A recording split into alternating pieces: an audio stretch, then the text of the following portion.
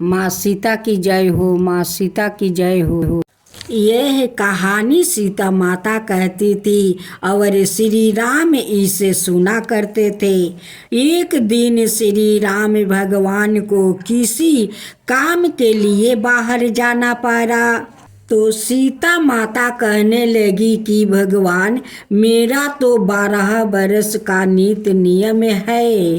अब आप बाहर जाएंगे तो मैं अपनी कहानी किसे सुनाऊंगी। श्री राम ने कहा कि तुम कुएं की पल पर जाकर बैठना जाना और वहाँ जो औरत पानी भरने आएगी उन्हें अपनी कहानी सुना देना। सीता माता कुएं की पल पर जाकर बैठ जाती है। एक स्त्री आई, उसने रेशम की जरी की साड़ी पहन रखी थी और सोने का घारा ले रखा था।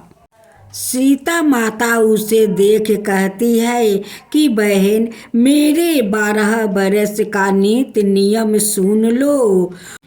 पर वो स्त्री बोली कि मैं तुम्हारी नित नियम सुनूंगी तो मुझे घर जाने में देर हो जाएगी और मेरी सासू मुझसे लड़ेगी। उसने कहानी नहीं सुनी और चली गई। उसकी रेशम जरी की साड़ी फट गई, सोने का घारा मिट्टी के घड़े में बदल गया। सास ने देखा तो पूछा कि यह किसका दोष अपने सिर पर लेकर आ गई है। बहू ने कहा कि कुएं पर एक औरत बैठी थी, उसने कहानी सुनने के लिए कहा, लेकिन मैंने सुनी नहीं, जिसका कारण यह फल मिला है। बहू की बात सुनकर अगले दिन वही साड़ी और घारा लेकर सासू कुएं के पल पर गई। सास को वही माता सीता बैठी मिली तो माता सीता ने कहा कि बहन, मेरी कहानी सुन लीजिए। सास बोली कि एक बार छोड़, मैं तो 4 बार कहानी सुनूंगी। राम आए, लक्ष्मण आए, देश के पुजेरी आए, नीत नियम का नियम लाए, आओ राम बैठो राम, तपी रसोई जियो राम, माखन मिश्री खाओ राम, दूध बतासा पियो राम, सुत के पल का पोढ़ो राम, साला दुसाला पोढ़ो राम, साला दुसाला ओढ़ो राम। जब बोलो जब राम ही राम, राम संवारे सबके काम, खाली घर भंडार भरेंगे, सबका बेड़ा पार करेंगे। श्री राम जय जय, श्री राम जय जय, श्री राम जय जय, श्री राम जय जय। सास बोली कि बहन, कहानी तो बहुत अच्छी लगी। कहानी सुनकर सास घर चली गई और उसकी साड़ी फिर से रेशम जरी की बन गई। मिट्टी का घारा फिर सोने के घड़े से बदल गया। बहू कहने लगी, सासू माँ, आपने यह सब कैसे किया। सास ने कहा कि बहू, तू दोष लगा के आ गई थी और मैं अब दोष उतार कर आ रही हूँ।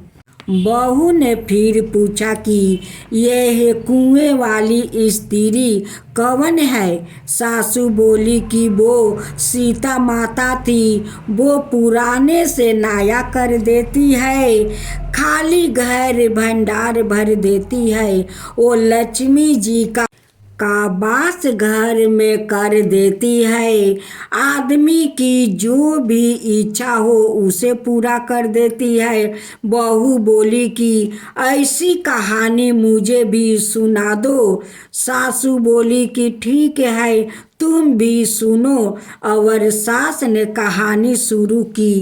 राम आए लक्ष्मण आए देश के पुजेरी आए, नीत नियम का नियम लाए, आओ राम बैठो राम, तपी रसोई जियो राम, माखन मिश्री खाओ राम, दूध बतासा पियो राम, सुत के पल का पोढ़ो राम, साला दुसाला पोढ़ो राम, साला दुसाला ओढ़ो राम, जब बोलो जब राम ही राम, राम संवारे सबके काम, खाली घर भंडार भरेंगे, सबका बेड़ा पार करेंगे, श्री राम जय जय राम।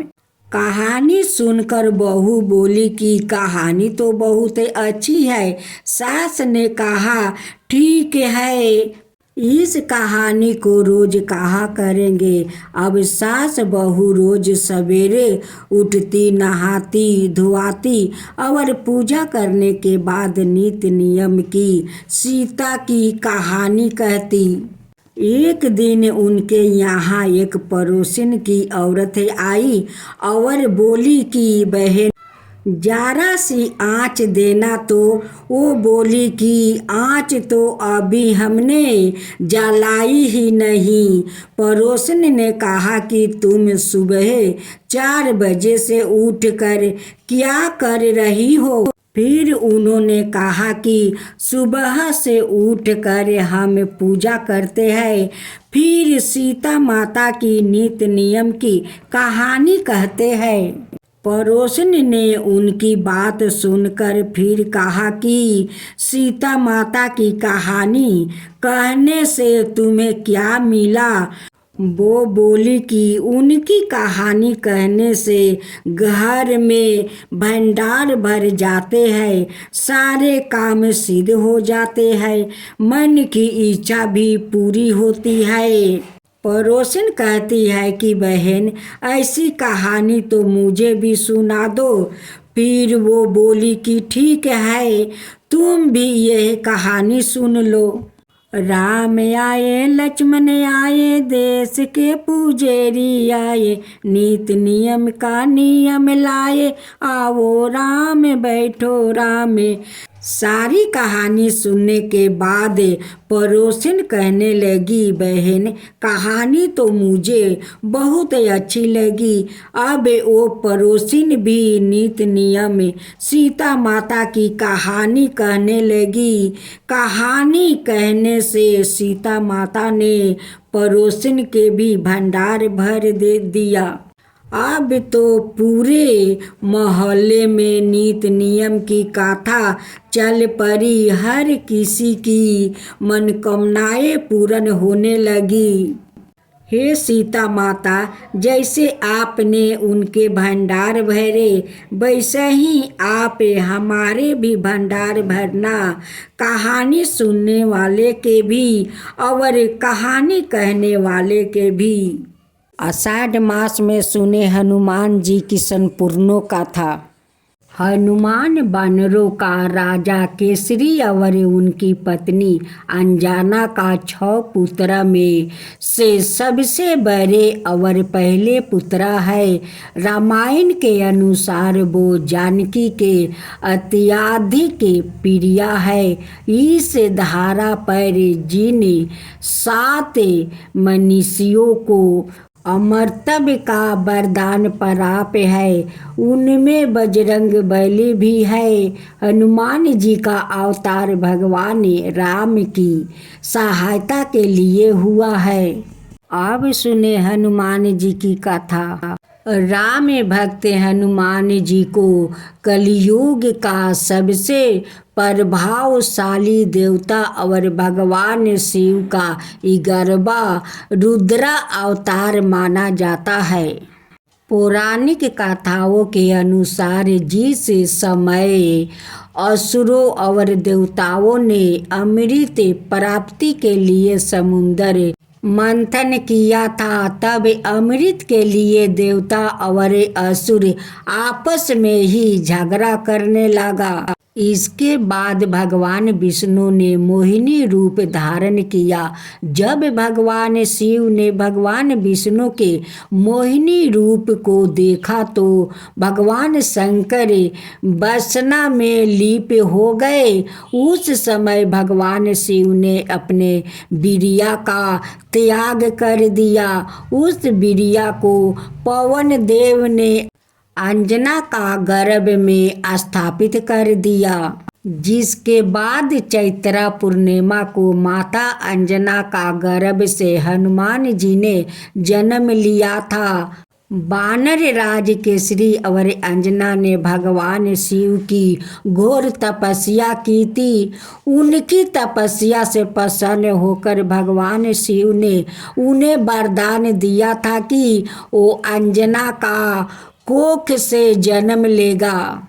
हनुमान जी को बाहु पुत्र भी कहा जाता है, क्योंकि जिस समय हनुमान जी ने सूर्या को निगल लिया था उस समय इंद्र ने उन पर वज्र से प्रहार किया था, जिसके बाद पवन देव ने तीनों लोकों से बाहु का परिवाह बंद कर दिया था। इसके बाद सभी देवताओं ने हनुमान जी को आशीर्वाद दिया था।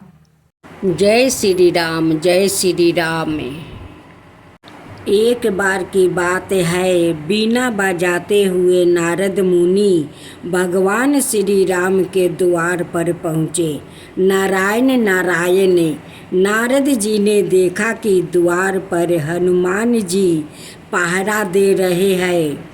हनुमान जी ने पूछा, नारद मुनि कहाँ जा रहे हो?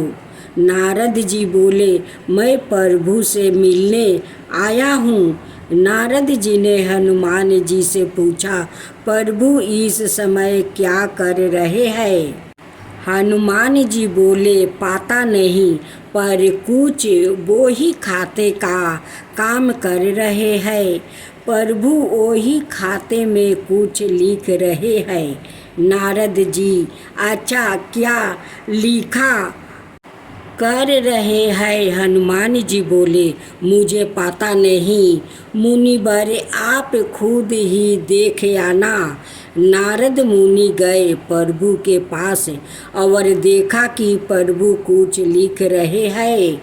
नारद जी बोले, प्रभु आप वही खाते का काम कर रहे हैं, यह काम तो किसी मुनीब को दे दीजिए।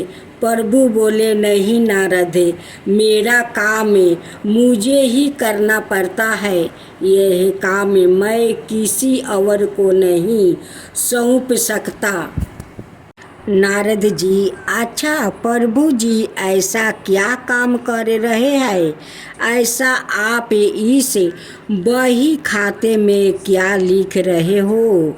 प्रभु बोले, तुम क्या करोगे देख कर जाने दो। नारद जी बोले, नहीं प्रभु बताइए, ऐसा आप इस बही खाते में क्या लिखते हैं? प्रभु बोले, नारद इस बही खाते में उन भक्तों के नाम है जो मुझे हर पल भजते हैं। मैं उनकी नित्य हाजिरी लगाता हूँ। नारद जी, अच्छा प्रभु जरा बताइए तो मेरा नाम कहाँ पर है? नारद मुनि ने बही खाते को खोल कर देखा तो उनका नाम सबसे ऊपर था। नारद जी को गर्व हो गया कि देखो, मुझे मेरे प्रभु सबसे ज़्यादा भक्त मानते हैं। पर नारद जी ने देखा कि हनुमान जी का नाम उस बही खाते में कहीं भी नहीं है। नारद जी सोचने लगे कि हनुमान जी तो प्रभु श्री राम जी के खास भक्त है, फिर उनका नाम इस बही खाते में क्यों नहीं है? क्या प्रभु जी उनको भुला गए हैं? नारद मुनि आए हनुमान जी के पास बोले हनुमान, प्रभु के बही खाते में उन सब भक्तों के नाम है जो नित्य प्रभु को भजते हैं, पर आपका नाम उसमें कहीं नहीं है।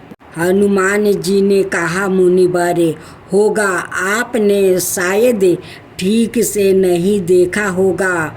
नारद जी बोले, नहीं नहीं, मैंने ध्यान से देखा, पर आपका नाम कहीं नहीं था। हनुमान जी ने कहा, अच्छा कोई बात नहीं, शायद प्रभु ने मुझे इस लायक नहीं समझा होंगे जो मेरा नाम उस बही खाते में लिखा जाए। पर नारद जी प्रभु के एक अन्याय दैनंदिनी भी रखते हैं, उसमें भी वो नीति कुछ लिखते हैं। नारद जी बोले, अच्छा। हनुमान जी ने कहा, हाँ।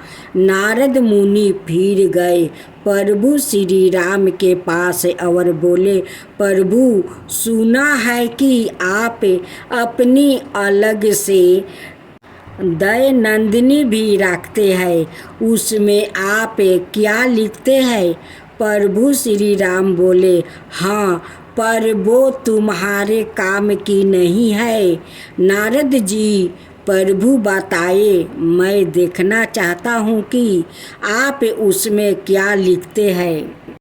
प्रभु जी मुस्कुराए और बोले, मुनिवर, मैं इनमें उन भक्तों के नाम लिखता हूँ जिनको मैं नित्य भजता हूँ। नारद जी ने डायरी खोल कर देखा तो उसमें सबसे ऊपर हनुमान जी का नाम था। यह देख कर नारद जी का अभिमान टूट गया।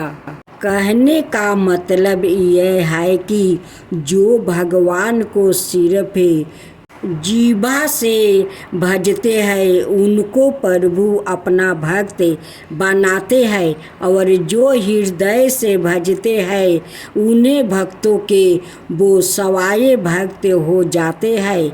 ऐसे भक्तों को प्रभु अपनी हृदय रूपी विशेष सूची में रखते हैं। अब सुने नारद जी का और साथ में हनुमान जी की कथा। एक बार की बात है, बानी बजाते हुए नारद मुनि भगवान श्री राम के द्वार पर पहुँचे। नारायण नारायण।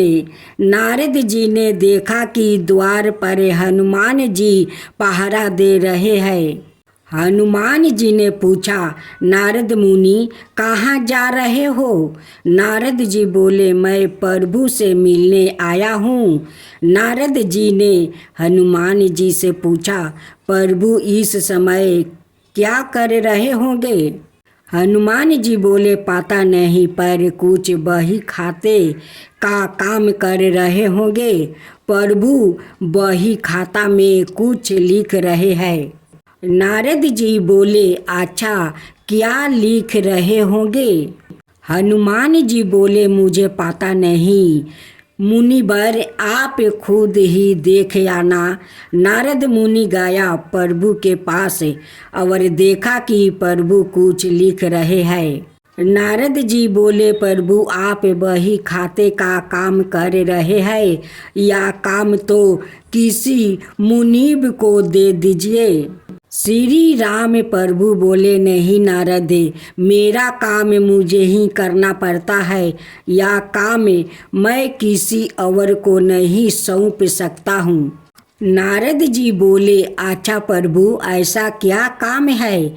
ऐसा आप इस बही खाते में क्या लिख रहे हो? प्रभु जी बोले, तुम क्या करोगे देख कर जाने दो। नारद जी बोले, नहीं प्रभु, बताइए ऐसा आप इस बही खाते में क्या लिखते हैं? श्री राम प्रभु बोले, नारद, इस बही खाते में उन भक्तों के नाम है जो मुझे हर पल भजते हैं। मैं उनकी नित्य हाजिरी लगाता हूँ। नारद जी बोले, अच्छा प्रभु, जरा बताइए तो मेरा नाम कहाँ पर है। नारद मुनि ने बही खाते खोल कर देखा तो उनका नाम सबसे ऊपर था। नारद जी को गर्व हो गया कि देखो, मुझे मेरे प्रभु सबसे ज़्यादा भक्त मानते हैं। पर नारद जी ने देखा कि हनुमान जी का नाम उस बही खाते में कहीं नहीं दिखता है। नारद जी सोचने लगे कि हनुमान जी तो प्रभु श्री राम जी के खास भक्त हैं, फिर उनका नाम इस बही खाते में क्यों नहीं है? क्या प्रभु उनको भूल गया है? नारद मुनि आए हनुमान जी के पास, बोले, हनुमान, प्रभु के बही खाते में उन सब भक्तों के नाम है जो नित्य प्रभु को भजते हैं, पर आपका नाम उस बही खाते में कहीं नाम नहीं है। हनुमान जी ने कहा, मुनिवर, होगा, आपने शायद ठीक से नहीं देखा होगा। नारद जी बोले, नहीं नहीं हनुमान, मैंने ध्यान से देखा पर आपका नाम कहीं नहीं है। हनुमान जी ने कहा, अच्छा कोई बात नहीं, शायद प्रभु ने मुझे इस लायक नहीं समझा होगा जो मेरा नाम उस बही खाते में लिखा जाए। पर नारद जी प्रभु के एक अन्याय दान दीनी भी लिखते हैं, उसमें भी वो नीत कुछ लिखते हैं। नारद जी बोले, अच्छा हनुमान, आपका नाम कहाँ है? हनुमान जी ने कहा, हाँ। नारद मुनि फिर गए प्रभु श्री राम के पास और बोले, प्रभु, सुना है कि आप अपनी अलग से दयन दीनी भी रखते हैं, उसमें आप क्या लिखते हैं? प्रभु श्री राम बोले, हाँ, पर वो तुम्हारे काम की नहीं है। नारद जी, प्रभु बताइए, मैं देखना चाहता हूँ कि आप उसमें क्या लिखते हैं। प्रभु मुस्कुराए और बोले, मुनिवर, मैं इनमें उन भक्तों के नाम लिखता हूँ जिनको मैं नित्य भजता हूँ। नारद जी डायरी खोल कर देखा तो उसमें सबसे ऊपर हनुमान जी का नाम था। यह देख कर नारद जी का अभिमान टूट गया।